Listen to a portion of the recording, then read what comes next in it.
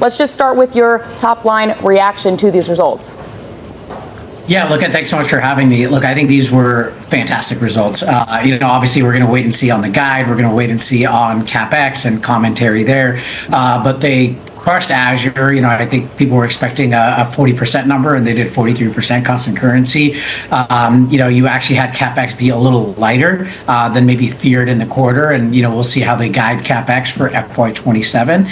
And one thing that maybe got hidden in a lot of this is their Office Copilot numbers. They had record Office Copilot ads. They added 10 million Office Copilot users this quarter, which is double the amount they added last quarter. So far, all around, I think seems like a very strong quarter to me. A little surprised by the immediate reaction, but we'll see how the call goes.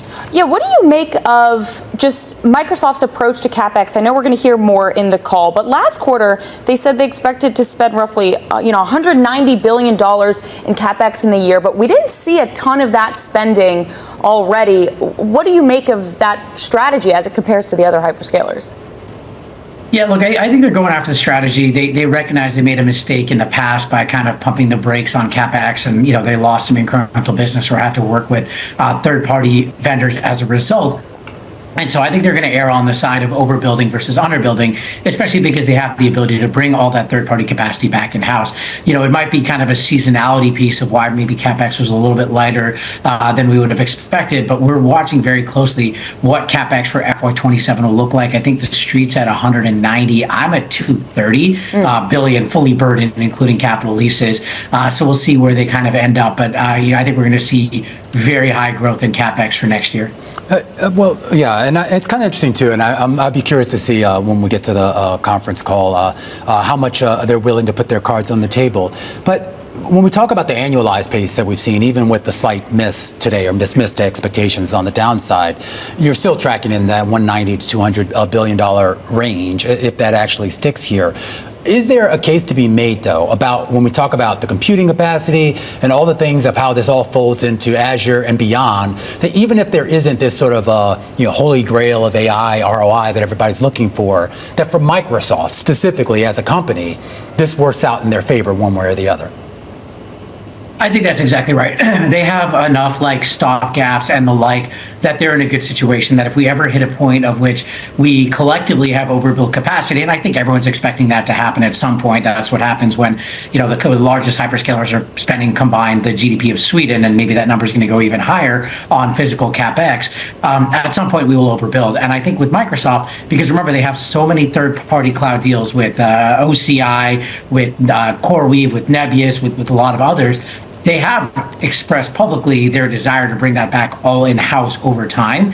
And so if we ever hit that point, I would expect to see more of that third-party capacity going back in-house. Not to mention, a lot of the capacity they're building out is not just to support Azure, as you kind of hinted at, but it's to support these first-party AI applications, whether it's GitHub Copilot, Office Copilot, Security Copilot, and there's a lot more to come. So I think Microsoft is in a unique position from that vantage point.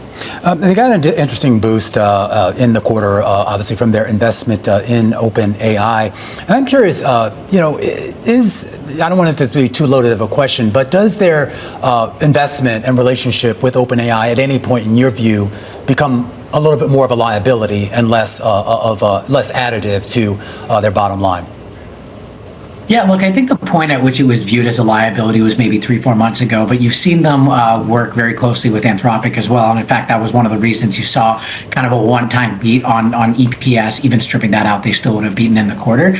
But the Anthropic market valuation has been marked up. But I think importantly, Microsoft has embraced multimodality. They've built all their AI applications in such a manner that it can work with OpenAI and Anthropic and open source and whatever have you. And they're definitely leaning into that. I mean, you've seen Satya really embrace the concept of distillation, embrace the concept of multimodality, especially as we're going through this era where enterprises are trying to figure out how do they, maximize their token budgets, after we were kind of going through that era of token maxing where things were kind of off the charts.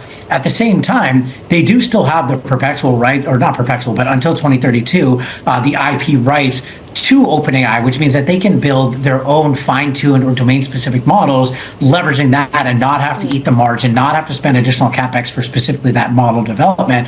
And I think that puts them in a really good position from a model standpoint, that they don't have to have their own frontier model, because to a certain extent, OpenAI is their frontier model. Speaking of enterprise budgets, Microsoft 365 Copilot reached over 30 million paid seats. How sticky is that business?